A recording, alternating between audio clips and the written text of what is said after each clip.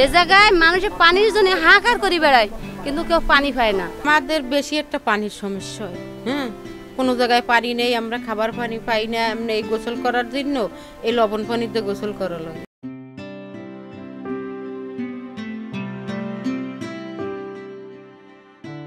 নদীর তীরে দাঁড়ালে প্রাণ জুড়িয়ে আসবে যে কারো, চোখ জুড়িয়ে যাবে সবুজ প্রকৃতি আর নদীর ঢেউ গুনতে গুনতে। গ্রামের দুরন্ত ছেলেগুলোর ডিগবাজি দিয়ে নদীতে ঝাঁপিয়ে পড়ার দৃশ্য, জেলেদের মাছ ধরা কিংবা নদীর বুকে ভেসে যাওয়া ডিঙ্গি নৌকা, সবকিছু মিলিয়ে মানুষের সুস্থ থাকার প্রয়োজনীয় সব উপকরণ উপস্থিত এখানে।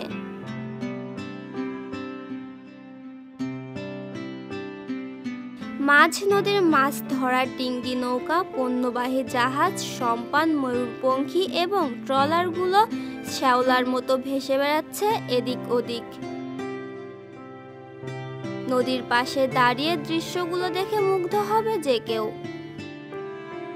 আজকের শহুরে মানুষগুলো নিজেদের ভ্রমণের পিপাসা মেটাতে বা ব্যস্ততাকে ছুটি দিয়ে প্রাণবন্ত এই প্রাকৃতিক অক্সিজেন গ্রহণ করতে মাঝে মধ্যেই ভিড় জমায় এই অঞ্চলে।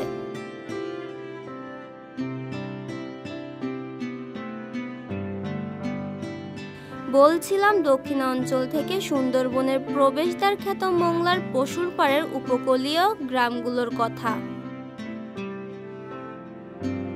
পশুর নদী পাড়ি দিলেই সুন্দরবনের অপার সৌন্দর্য, নদীর জোয়ার ভাটা অথবা নদীর মাঝে জেগে ওঠা চর সবই উপভোগ করেন এই অঞ্চলের মানুষেরা। কিন্তু খাবার পানি নিয়ে হাহাকারের শেষ নেই তাদের। লবণাক্ত পানিতে মাছ শিকার করে তারা আমিষের চাহিদা পূরণ করলেও লবণাক্ত পানিই তাদের জীবনযাত্রাকে প্রতিকূল করে তুলেছে। এই পানিতে গোসল করার কারণে এই এলাকার অধিকাংশ মানুষ বিভিন্ন চর্মরোগ সহ জটিল রোগে আক্রান্ত হচ্ছেন। কিন্তু এসব রোগের তোয়াক্কা করেন না তারা, আবার এই বিষয় নিয়ে নেই কোনো অভিযোগ। এক কথায় জীবনযাত্রার মৌলিক চাহিদা বা নাগরিক অধিকার কোনোটাতে অভিযোগ নেই তাদের। খাবার পানি নিয়ে তাদের সকল অভিযোগ আর হাহাকার। খাবার পানির জন্য বৃষ্টির পানি তাদের একমাত্র অবলম্বন, যে কারণে বর্ষাকাল শেষ হলেই তাদের হাহাকার বেড়ে যায় বহুগুণ। দূর দূরান্ত থেকে পানি সংগ্রহ করে ফিটকারি ব্যবহার করে পানিকে খাবার উপযোগী করে ব্যবহার করে আসছেন তারা।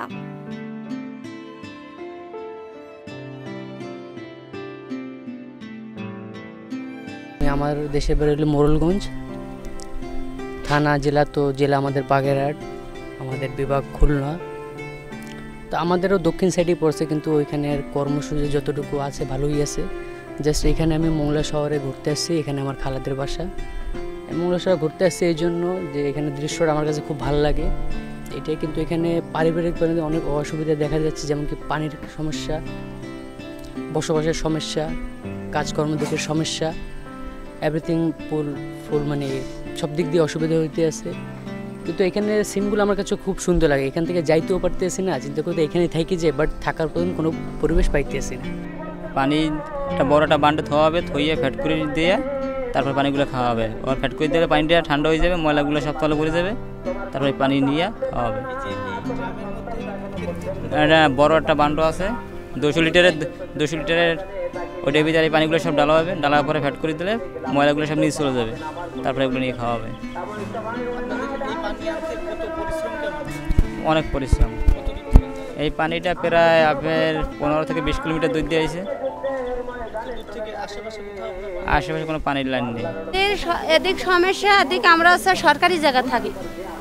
মেন দ্বিতীয় এ জায়গার লবণ এলাকা, পানির সমস্যা, সব দিক দিয়ে সমস্যা, শারীরিক সমস্যা। এ জায়গার সমস্যার কোনো শেষ নাই।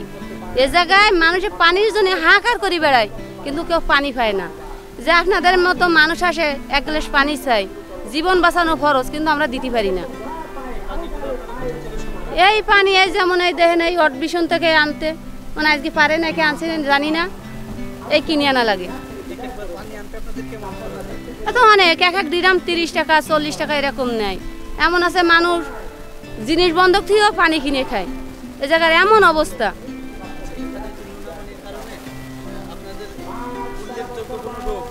হ্যাঁ অবশ্যই আছে।